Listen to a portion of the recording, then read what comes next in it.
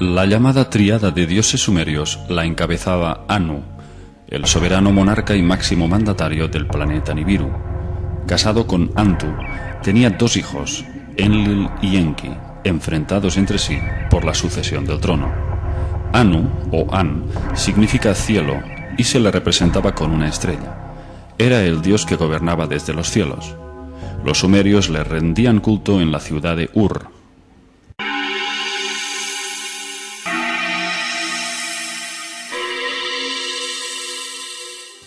Enlil, segundo hijo de Anu, era el dios supremo de Sumeria, tras sustituir a su padre. Conocido como el dios de las tormentas y el viento, su naturaleza era la fuerza y la violencia. Un ser colérico, que según describen los textos sumerios, era un canciller militar, arrogante y dictador al que solo le interesaba la conquista de nuevas regiones en la tierra a las que gobernar. Enlil odiaba a los hombres. Intentó destruir la raza humana en 3 ocasiones. La más popular fue el diluvio universal. Su rivalidad con su medio hermano mayor, Enki, residía en que ambos eran hijos de distinta madre. Aunque Enki era el primogénito, no podía ser el heredero legal por ser hijo de una concubina. En cambio, Enlil era hijo de Antu, la esposa oficial de Anu. Así es como Enlil fue el heredero forzoso en la línea sucesoria al trono. Sus símbolos eran una corona y 7 estrellas, las Pléyades. Su centro de culto fue en la ciudad de Nippur, donde poseía el llamado ojo que explora la tierra.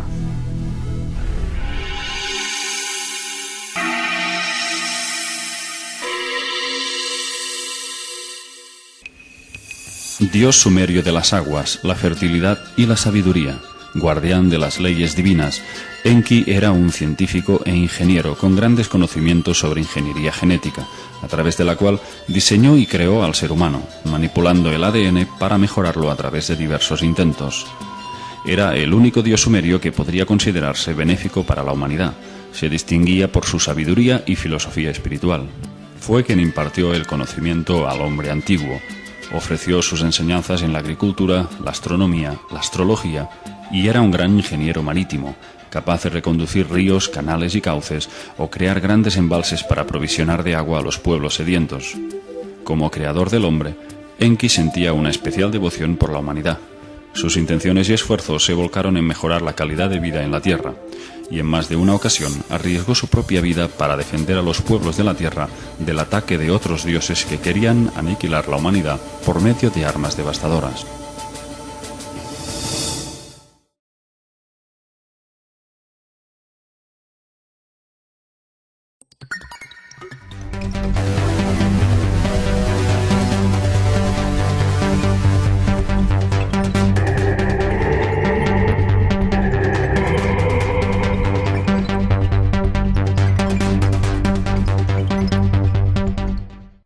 La primera expedición Anunnaki que llegó a la Tierra, todo según las tablillas, estaba compuesta por 50 Anunnakis, liderados por Enki, enviado a la Tierra por su padre Anu.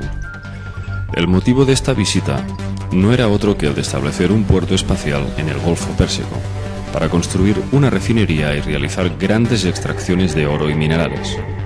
Los Anunnaki se enfrentaban a una grave crisis en el ecosistema y atmósfera de su planeta Nibiru. Los rayos ultravioleta del Sol de su galaxia estaban causando estragos debido a su débil capa de ozono. Necesitaban el oro para su propia supervivencia. Idearon un sistema para refinar el mineral y lo liberaban con partículas en polvo en suspensión en su estratosfera. De esta forma creaban una barrera protectora contra los rayos solares.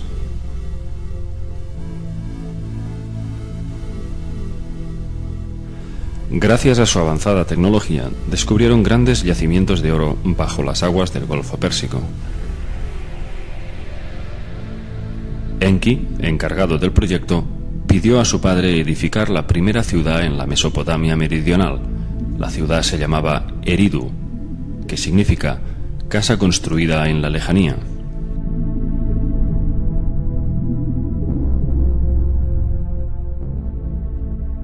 Estaba emplazada al lado de las aguas del Golfo Pérsico para la extracción de oro. Pero el plan no tuvo éxito. Después de un sinfín de dificultades técnicas en este sistema de minería acuática para extraer el oro desde el mar, el soberano gobernante de Nibiru asume el fracaso de la misión y viaja hacia la Tierra para trazar un nuevo sistema, trayendo con él a su hijo Enlil. Anu le otorga a Enlil el control de la misión terrestre y relega al decepcionado Enki hacia nuevas extracciones de oro en el sudeste de África, donde habían descubierto grandes yacimientos. Llamaron a esa región el Apsu, la fuente primordial. Con la llegada de Enlil al mando, descendieron un total de 600 Anunnakis más. El oro extraído de las minas africanas era transportado por vía marítima hasta Mesopotamia, y de ahí hasta Batibira, donde se fundía y refinaba en lingotes, tal y como mostraban los pictogramas en las tablillas. Efectivamente, se han encontrado estos lingotes de oro en algunas excavaciones en el Oriente Próximo. Según las tablillas, los Anunnaki fundaron un total de 7 bases operativas en la Mesopotamia meridional. Después de Eridu, la siguiente fue Batibira, que significa lugar brillante donde el mineral se finaliza. Era pues un centro metalúrgico de fundición donde se refinaba el oro. Laraak, viendo el brillante fulgor, era una ciudad, como su nombre indica, que cumplía la función de baliza. Emitía luces para guiar y facilitar los aterrizajes de las lanzaderas espaciales. Sipar, ciudad pájaro, era un puerto espacial equipado con una pista de aterrizaje. Shuru-Pak, el lugar del supremo bienestar, era el centro médico liderado por Ninhursag, hermanastra de Enlil y Enki. Nippur, que significa el lugar terrestre de Nibiru, era el centro de control de la misión, al frente del cual estaba Enlil. En el centro de Nippur, según describen los textos, había una cámara luminosa que llamaban Duranki, el enlace cielo-tierra. Era pues el centro de transmisiones con el cual se comunicaban con su planeta natal Nibiru y con los transbordadores espaciales que orbitaban la Tierra, los Igigi. La palabra Igigi significa aquellos que ven y observan. Eran los astronautas de la misión. Los Igigi permanecían en el espacio en espera de recibir el oro y lo embarcaban en naves con destino a su planeta Nibiru. había un total de 300 Igigis orbitando la Tierra. El investigador ruso Zechariy Sitchin se dio cuenta de que todas esas ciudades estaban estratégicamente configuradas como centros para recibir lo que podríamos llamar transbordadores espaciales. Solamente observando desde el cielo, todo aquello empezaba a cobrar sentido. Dispuso un mapa de la región y empezó a marcar círculos concéntricos alrededor de esas ciudades. Luego trazó 3 líneas, dentro de las cuales se marcaban las 7 ciudades perfectamente simétricas. Todas ellas, sin excepción, formaban una ruta en línea recta, como una flecha, y todas confluían en una línea central, que es donde estaba situado Sipar, precisamente el puerto espacial donde había una pista de aterrizaje.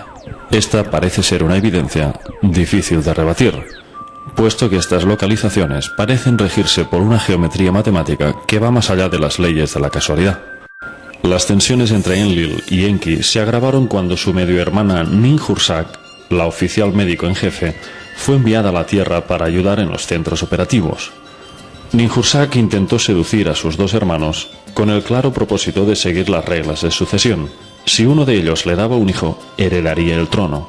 Tanto Enlil como Enki mantuvieron relaciones con Ninhursag en varios intervalos de tiempo, y ésta les dio varios hijos a ambos.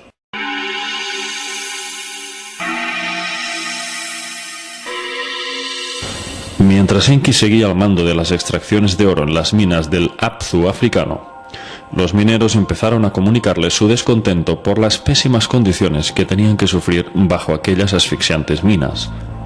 «Nosotros somos astronautas, no mineros esclavos», se quejaron una y otra vez. Cuando Enlil acudió a las minas en una inspección rutinaria, estalló la revuelta. Los mineros Anunnaki organizaron un motín, quemaron sus herramientas y se dirigieron en tropel hacia la casa de Enlil. Se desató una violenta reprimenda y todos gritaron que ya no volverían a las minas.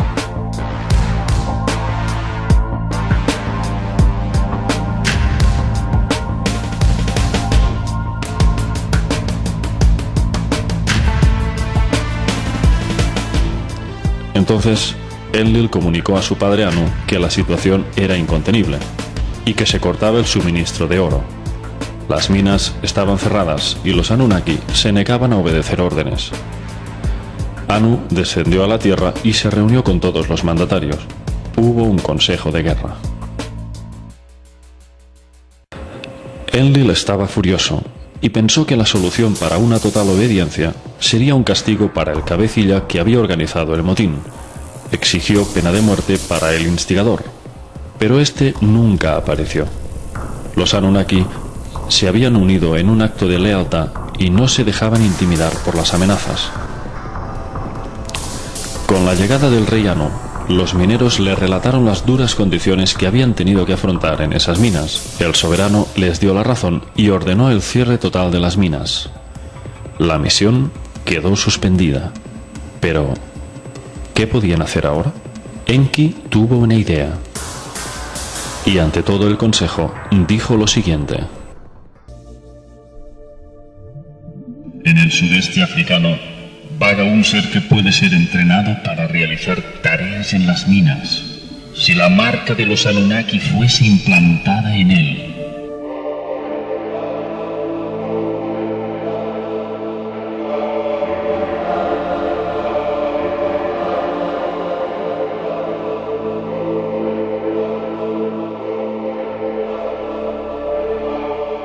Enki se estaba refiriendo al Homo erectus. Enki proponía crear un híbrido realizando un cruce de genes de ambas especies. Se había propuesto desafiar la evolución natural y alterar las leyes de la vida con un experimento cuyas consecuencias no podían prever en aquel momento. Debido a que la situación requería un plan inmediato, el consejo aprobó la idea y le dijo a Enki: Crea un Lulu y deja que sufra el yugo de los Anunnaki.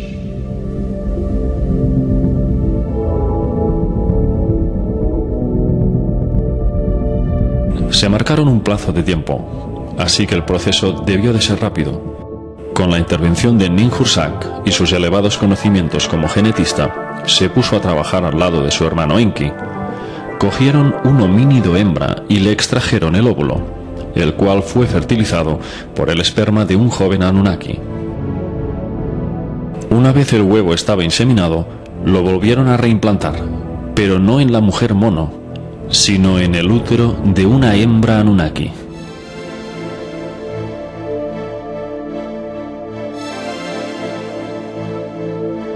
Cuando surgió la criatura, Ninhursag la cogió en brazos y la alzó en el aire exclamando: Lo he creado, mis manos lo han hecho.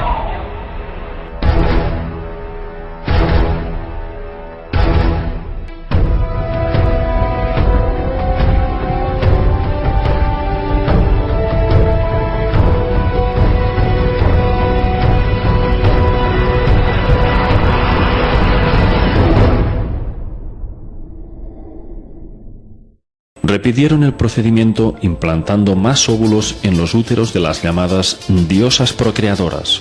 Lo hacían en fases de 14 inseminaciones y cada vez les procuraban 7 machos y 7 hembras.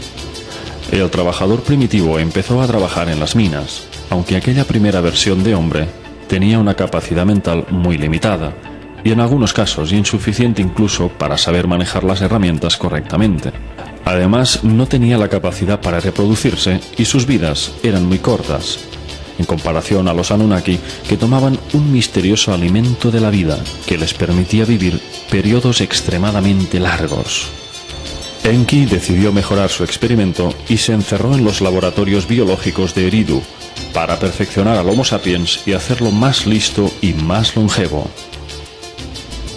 Esta vez, Enki usó su propio esperma y creó a un nuevo ser.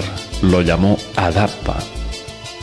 Era un hombre con mayores habilidades que los anteriores híbridos, mucho más inteligente, pero dotado además de la capacidad para reproducirse.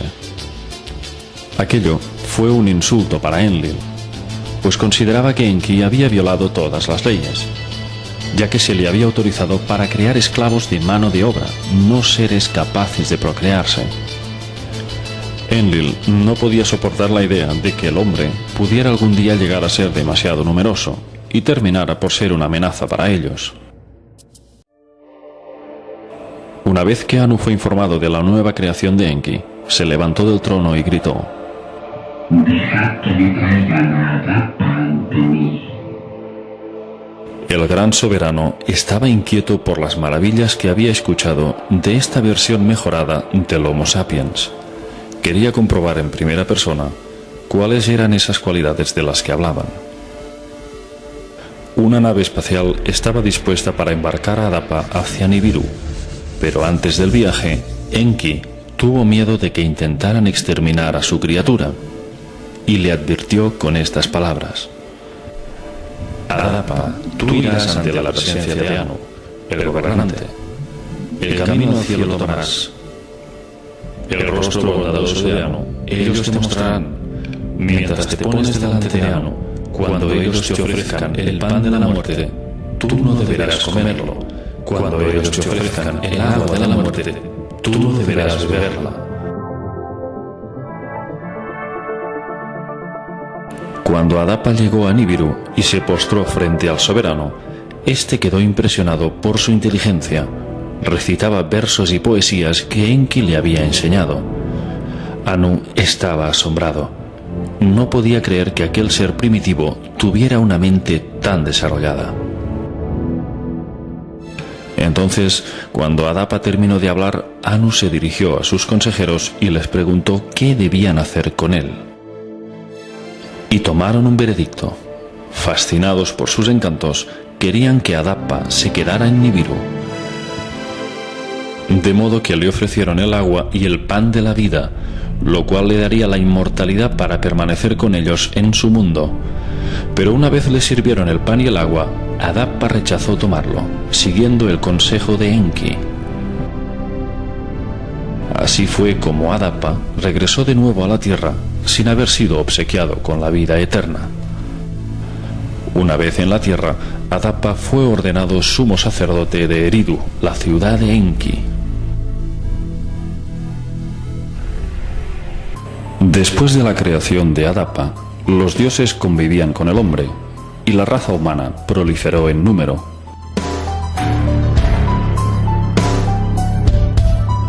Los Anunnaki exigían más esclavos primitivos para sus tareas, pero poco a poco dejaron de utilizarlos como mineros y se fueron olvidando de las extracciones de oro para convertir al hombre en un sirviente para todo tipo de tareas. Los dioses les enseñaron a cultivar campos, a recitar poesías y a danzar y cantar para ellos, hasta que algunos hombres fueron ordenados sumos sacerdotes para que construyeran templos para venerarles.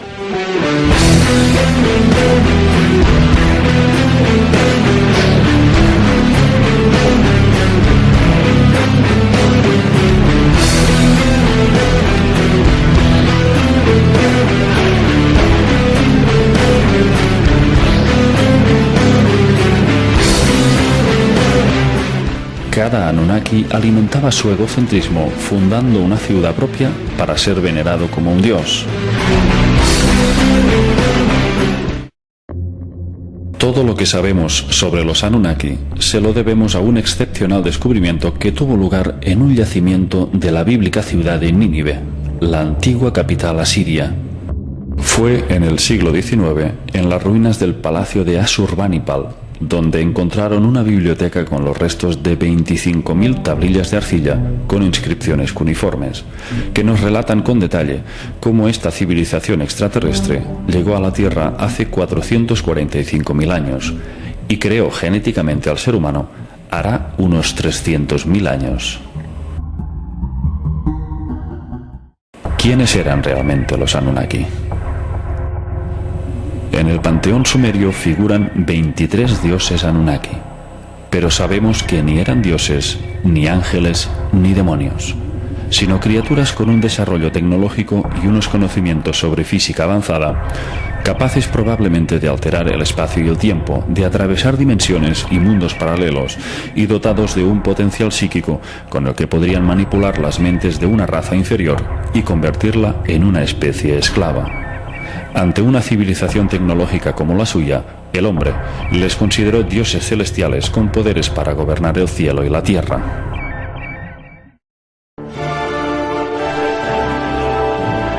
Las tablillas sumerias no hablan de criaturas etéricas, sino de seres biológicos, de carne y hueso.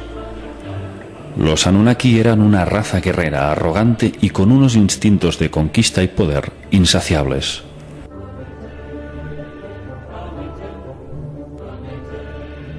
Sabemos por los grabados que físicamente en comparación con los hombres eran muy altos, probablemente una altura superior a los 2,5 metros, y también mucho más fuertes.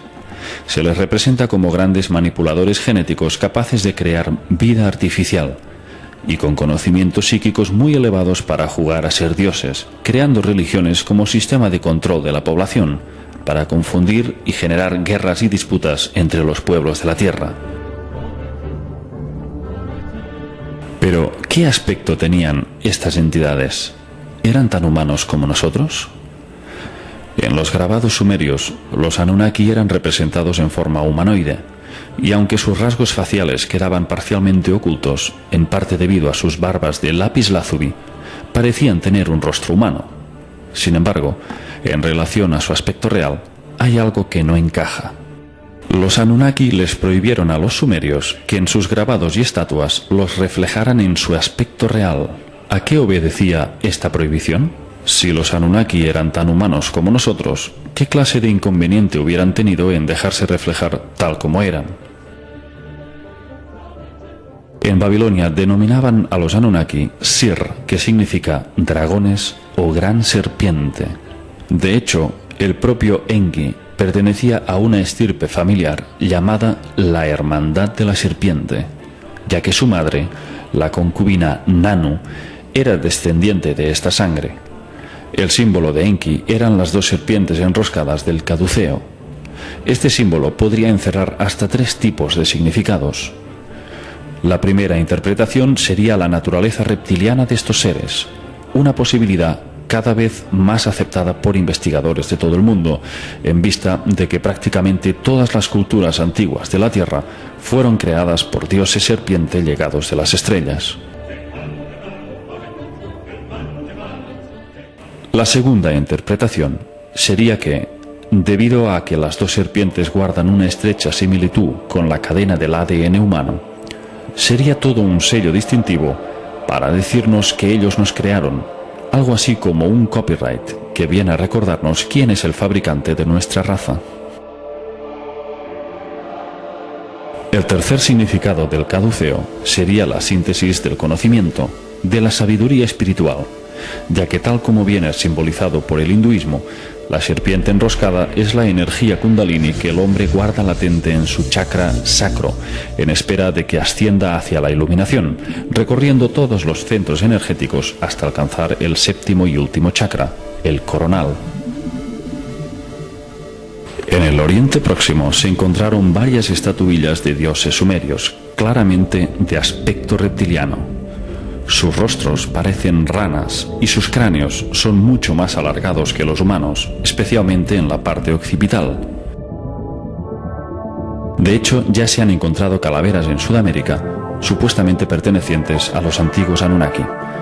Concretamente en Perú, en el Museo Arqueológico de Lima y en el Museo de Ica, que muestran unas dimensiones craneales mucho mayores que las humanas, de tipo dolicéfalo, con unas cuencas oculares mucho más grandes e inusualmente redondas.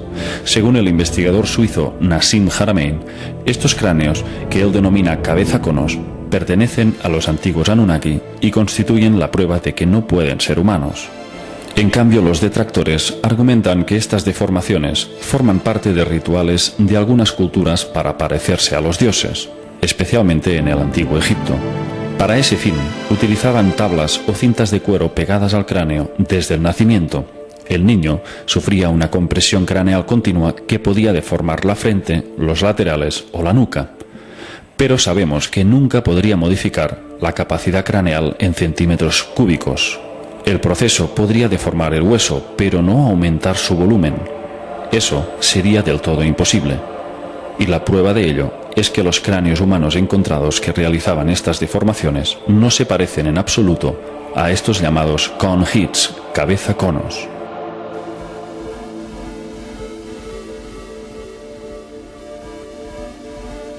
El mayor tamaño de cráneo humano que se tiene conocimiento alcanzaba unos 1980 centímetros cúbicos. Sin embargo, algunos de estos misteriosos cráneos alcanzaban un tamaño de unos 3.200 centímetros cúbicos, una diferencia importante. Aparte de este detalle, estos cráneos poseen un 15% más de ancho en sus órbitas oculares, y la perfecta simetría de sus lóbulos descartaría cualquier presión mecánica externa. Estaríamos hablando, pues, de seres que no se corresponden al hombre de Neandertal, ni el de Cromañón, ni al Homo erectus, pero mucho menos al Homo sapiens. En esta representación vemos lo que podría ser el verdadero aspecto de un Anunnaki.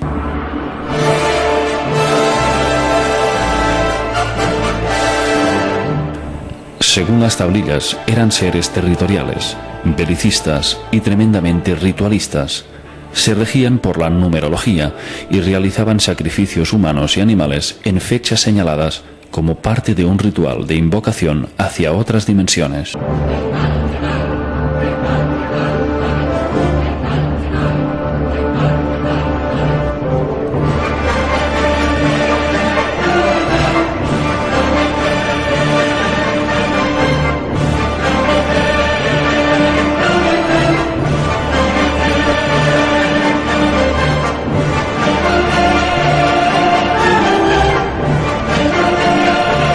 Durante sus ceremonias, sometían a los sacrificados a todo tipo de vejaciones, siguiendo un patrón parecido a los rituales adánicos. Les hacían comer y beber excrementos y les torturaban hasta el límite de sus fuerzas, para generarles un estado de pánico total. De este modo obtenían una energía de la que se alimentaban. Circulan ciertas teorías de que bajo un estado de pánico, estos seres se beberían la sangre del sacrificado para absorber el estallido de adrenalina que con el miedo se propagaría por el torrente sanguíneo, y eso les produciría un gran placer.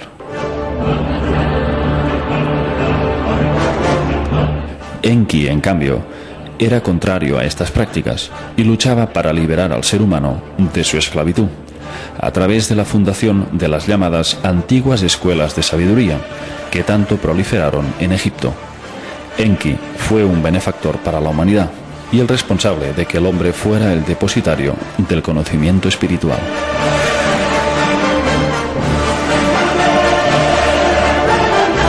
Fuimos visitados en el pasado y posteriormente creados genéticamente por una raza de reptiles humanoides.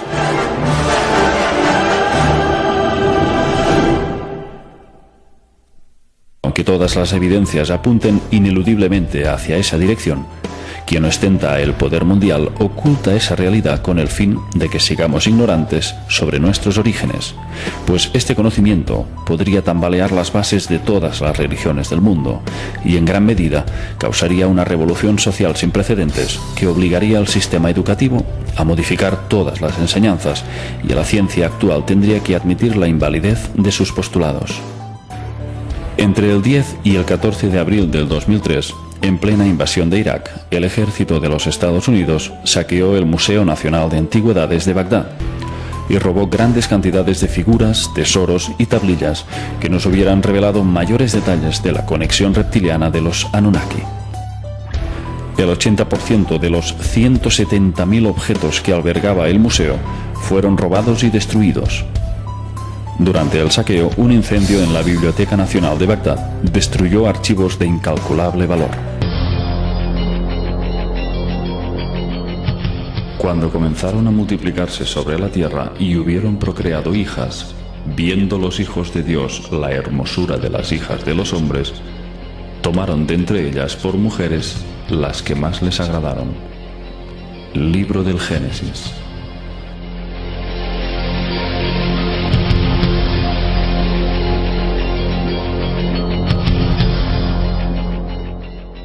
Hace unos 13.000 años, los jóvenes astronautas Anunnaki se sintieron sexualmente atraídos por las hijas de los hombres y tuvieron relaciones carnales con ellas. En los textos se describe como el dios Enlil estaba furioso por la lujuria y el sexo que se había desatado en la Tierra entre Anunnakis y seres humanos. Sus fornicaciones se escuchaban en todos los rincones y sus lamentos perturbaban el sueño de Enlil. Los Anunnaki gozaban de una existencia placentera al lado de aquella raza híbrida que se había convertido en su inseparable compañía.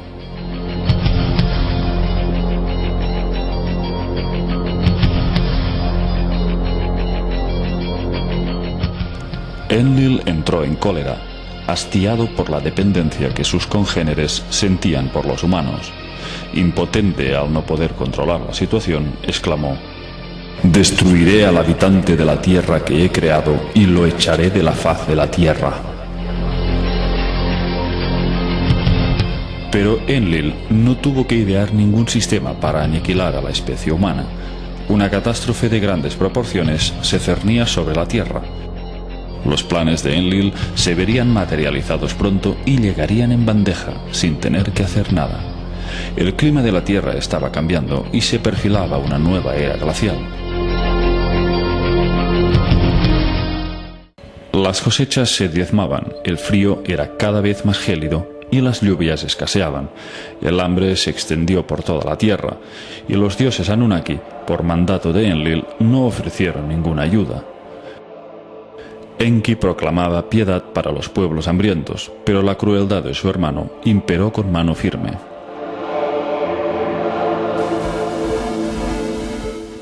Enlil dijo: «Dejad que se mueran de hambre, dejad que sean diezmados». Y pronto llegó la confirmación de las causas que provocaban esos cambios climáticos. En una estación científica situada en el extremo de África, Enlil recibió los primeros datos de alarma.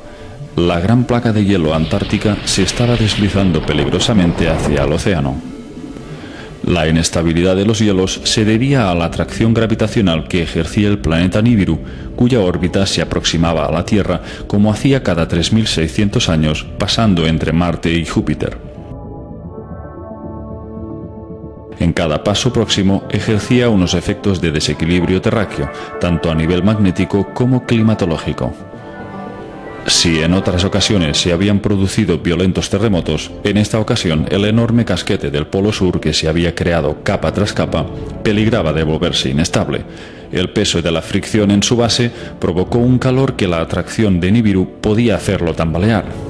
Enlil debió de sentir una gran satisfacción cuando la estación científica reveló que una vez la capa de hielo se hubiera desprendido totalmente hacia el océano, provocaría unos oleajes tan grandes que llegarían a sumergir al planeta entero bajo las aguas.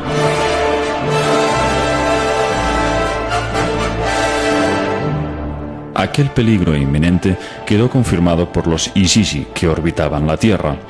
Entonces se decretó una asamblea excepcional en la que acudieron todos los mandatarios Anunnaki para trazar las pautas a seguir. La gran convocatoria tuvo lugar en Sipar, el puerto espacial. Enlil comunicó cuáles habían de ser las directrices. Ordenó que se guardara estricto silencio para que ningún ser humano supiera nada de la catástrofe que se cernía. De este modo, se lograría la total aniquilación del ser humano en el planeta. Por supuesto, Enki protestó enérgicamente y se opuso a obedecer sus órdenes, pero ante la furia creciente de Enlil, finalmente cedió y prometió guardar total silencio. Al mismo tiempo, se preparaban varias naves para partir. Los Anunnaki tampoco sobrevivirían al desastre si permanecían en tierra firme. Su plan consistía en esperar el momento exacto para abandonar el planeta y dejar que las aguas arrasaran toda forma de vida. Alrededor del año 2900 a.C., en la ciudad de Shuruppak, un hombre había sido elevado a la condición de rey. Su nombre, Ziusudra. En la versión bíblica era conocido como Noé. Enki lo había engendrado fruto de su unión con una humana, pero su paternidad se le había atribuido a Lamec, descendiente de Adapa.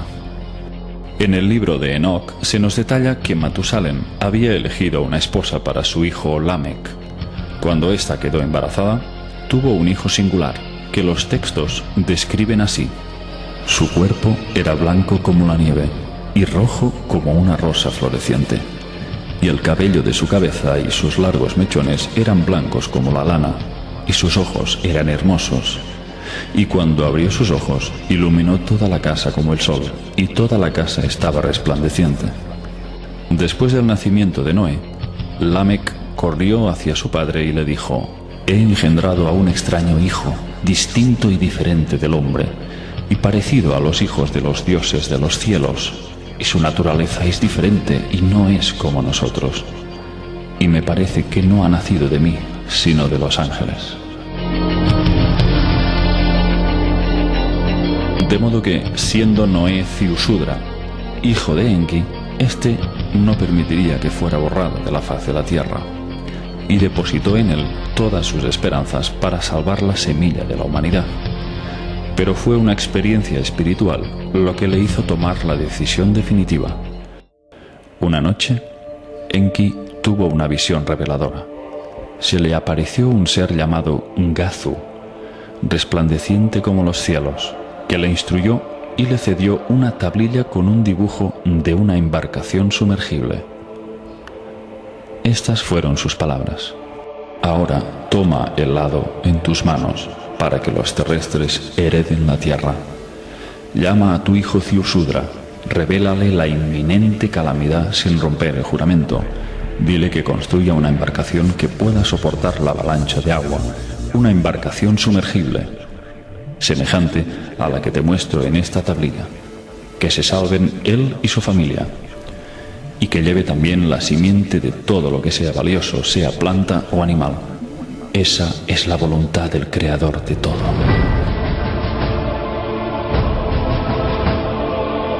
Cuando Enki despertó, vio que aquella tablilla estaba a su lado. No podía entender cómo aquella especie de sueño se había materializado. Cogió la tabla y vio la imagen de aquella embarcación con cada una de sus medidas para construirla. Entonces supo que su hijo Ziusudra era el elegido para salvar a su amada humanidad.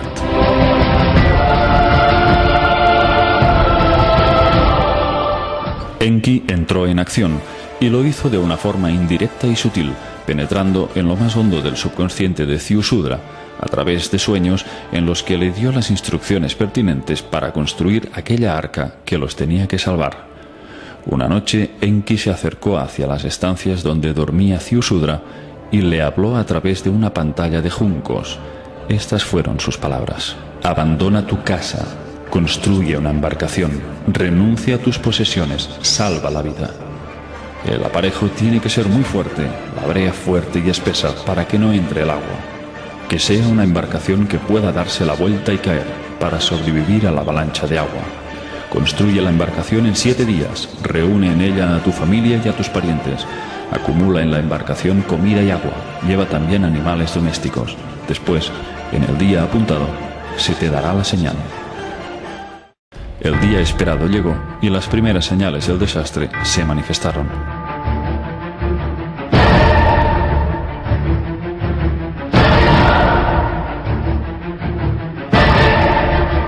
Esta es la narración literal de los textos sumerios. Con el resplandor del amanecer, una nube negra se levantó por el horizonte. La luz de la mañana se convirtió en oscuridad, como si la sombra de la muerte la velara. Después se oyó como un estruendo de truenos y los cielos se encendieron con los rayos.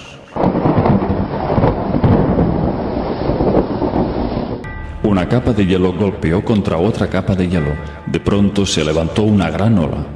La muralla de aguas llegaba hasta los mismos cielos. Una tormenta de una ferocidad nunca vista se puso a bramar en el fondo de la tierra.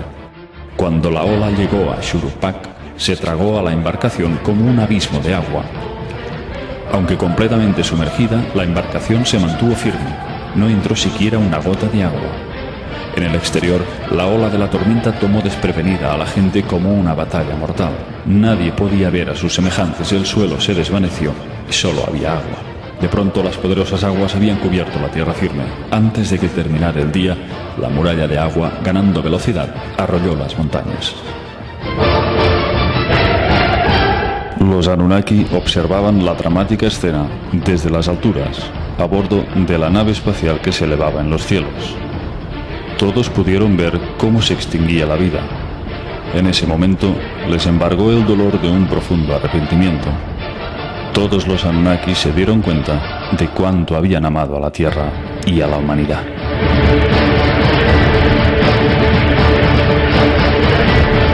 Todos lloraron, se sentaron y gritaron de impotencia y dolor. Se escuchaban los llantos de Ninhursag, Ishtar y el resto de líderes Anunnaki.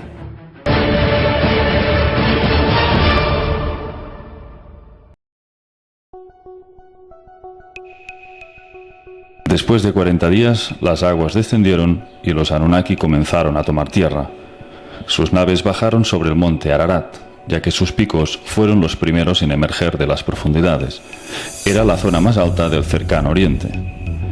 El arca de Ziusudra también fue guiada hacia el monte Ararat, gracias a la ayuda de un guía que le había facilitado Enki.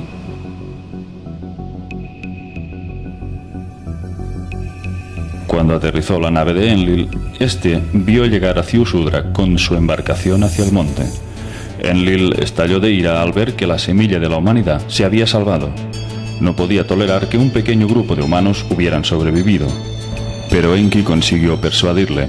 Le hizo razonar el hecho de que todos los Anunnaki necesitarían el servicio y la ayuda del hombre para reconstruir el nuevo mundo. Entonces Enlil bendijo a Ziusudra y a sus hijos, y les dijo: procread y multiplicaos, y volved a llenar la tierra.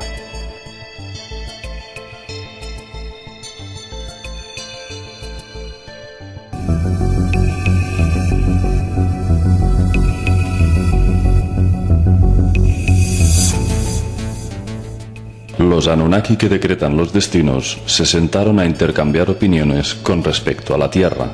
Crearon las 4 regiones. Cuando las aguas descendieron y las capas de lodo se secaron, las tierras de Sumer fueron repobladas de nuevo por los grandes dioses Anunnaki. Solo en las tierras altas era posible la siembra de cereales y hortalizas, de modo que, según los estudios de Sitchin, la agricultura emergió súbitamente después del diluvio universal en el llamado Monte de los Cedros, en Baalbek, Líbano. Según los textos, Anu envió las semillas desde el cielo a su hijo Enlil. Enlil transportó la cebada y la sembró en la montaña. Transportó aquello que vegeta. Ante las infinitas posibilidades que les permitía esta segunda reconquista de la tierra, pudiendo partir desde cero, los hermanos rivales Enlil y Enki dividieron la tierra en 4 regiones, pero no solo para gobernarlos ellos mismos, sino sus respectivos descendientes. Un sorteo extraordinario arrojó el siguiente resultado. Enlil y sus hijos heredarían Asia y Europa. Enki y su clan gobernarían África.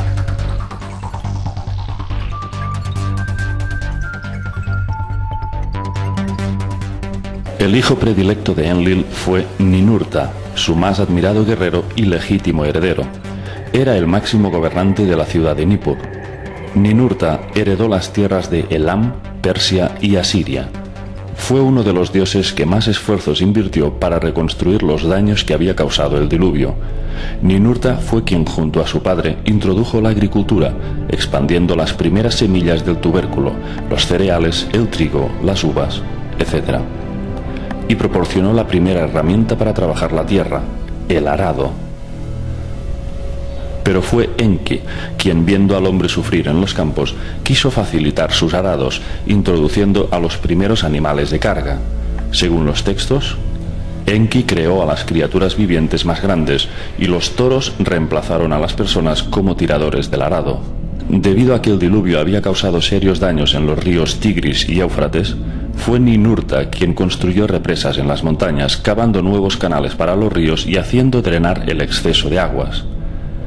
Tales fueron los esfuerzos de Ninurta por reparar los daños y reconstruir al Nuevo Mundo, que los expertos encontraron un texto llamado Las hazañas y proezas de Ninurta, en donde se describe cómo el afamado dios, fruto de su exceso de movilidad, estrelló su aeronave contra las montañas, un pequeño accidente del que salió ileso.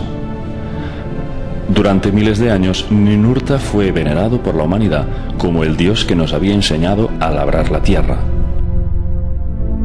Otro hijo de Enlil fue Nannar, o también llamado en acadio el dios luna Sin. Era representado como un anciano con cuernos y barba. Su símbolo era una luna creciente. Era el dios lunar masculino. Nannar fue un dios benévolo que heredó Sumer y todas las tierras que se extendían hacia el oeste, hasta el Mediterráneo. Nannar se encargó de reedificar las ciudades antediluvianas que habían sido arrasadas por las aguas, las reconstruyó desde sus mismos cimientos, creando a su vez otros nuevos asentamientos.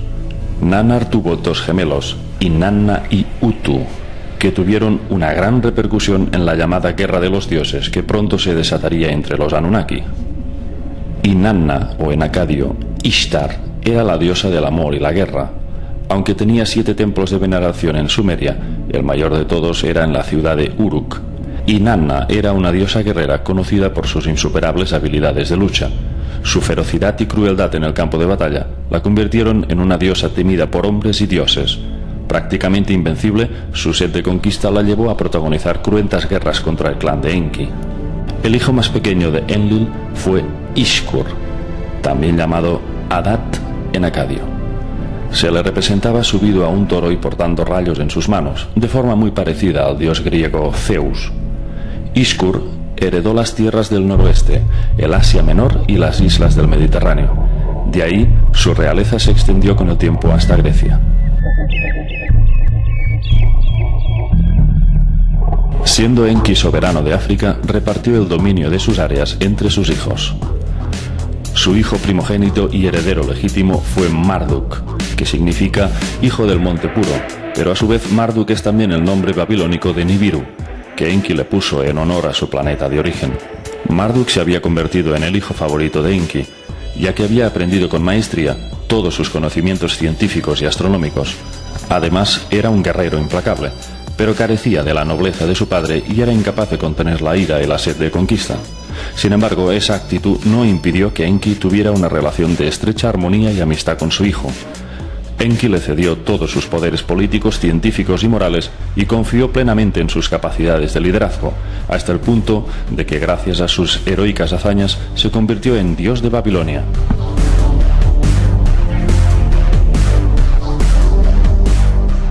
Marduk adquirió cada vez más poder, llegando con el tiempo a eclipsar incluso al mismísimo Enlil. Cuando Babilonia se convirtió en la capital de Mesopotamia, Marduk rebasó todos los límites del poder y fue nombrado Dios Supremo de Babilonia y de las 4 regiones de la tierra.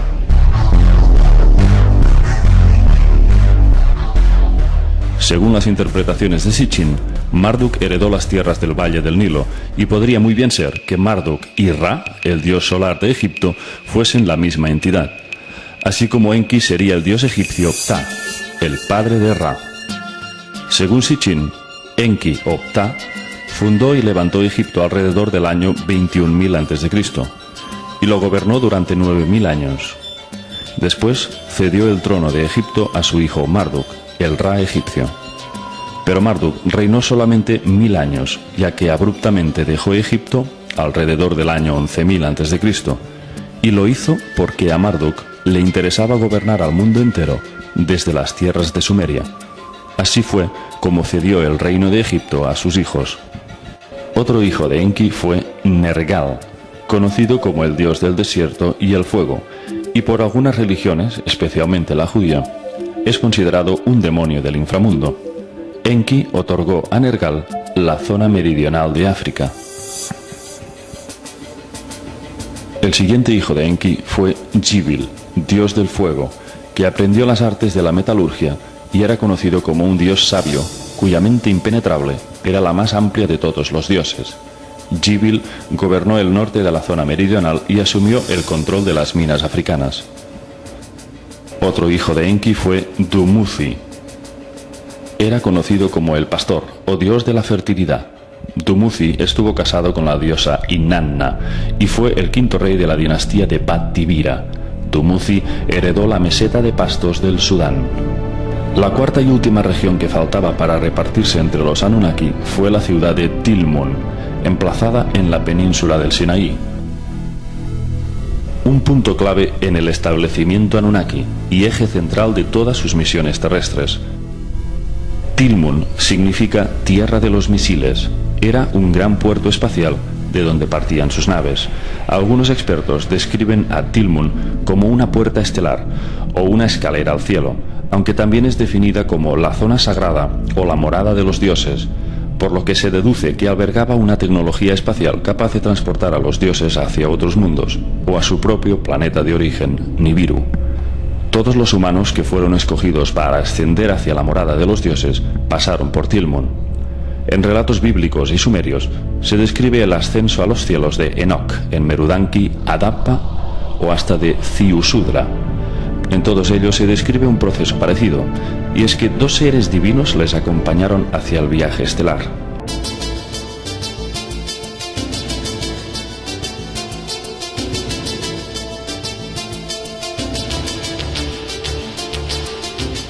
Por ejemplo, Adapa fue recibido ante la puerta de Anu por 2 jóvenes dioses, Dumuzi y Jizida. Los que acompañaron a Merudanki fueron los dioses Shamash y Ishkur. En el caso de Enoch fueron 2 arcángeles.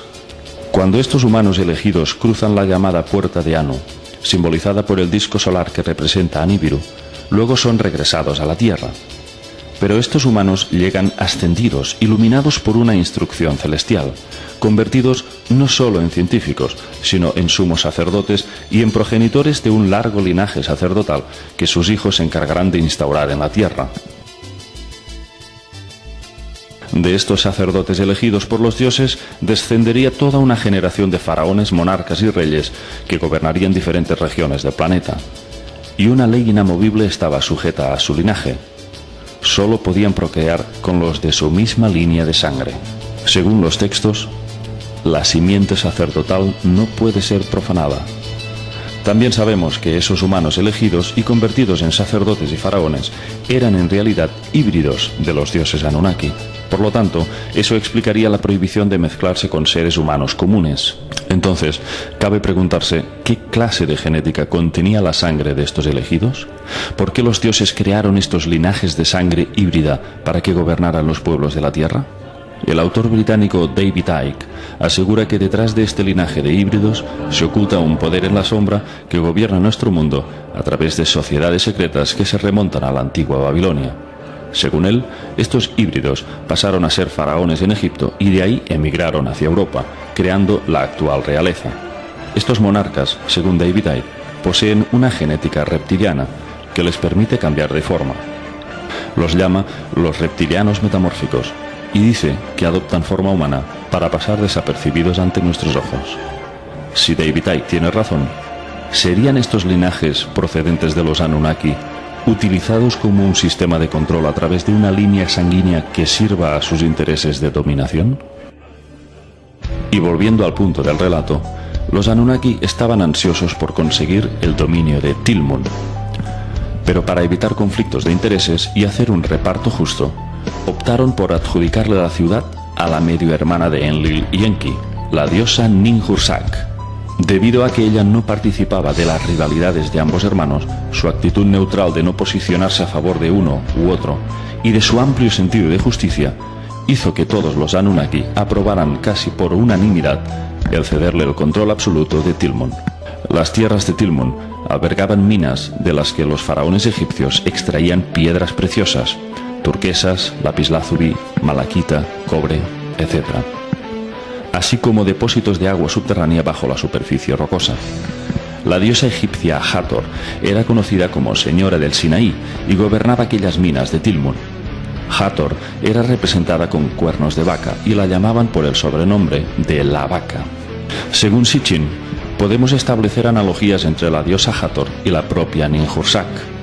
Si bien al principio, cuando llegaron a la Tierra, Ninhursag fue una bella joven, nombrada médico en jefe de los Anunnaki, que gobernaba el centro médico Shuruppak, ahora había envejecido y debido a su sobrepeso la llamaban la vaca y la simbolizaban con cuernos de vaca igual que la diosa egipcia.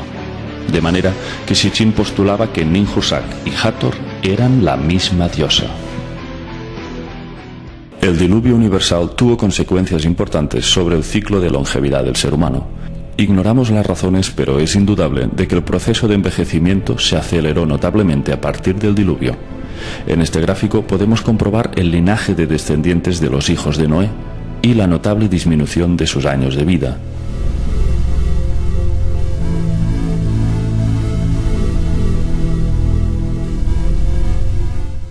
¿A qué se debió este proceso degenerativo? La pérdida de longevidad motivó en muchos seres humanos comunes la búsqueda de la inmortalidad, el secreto de la vida eterna que solo los dioses Anunnaki custodiaban.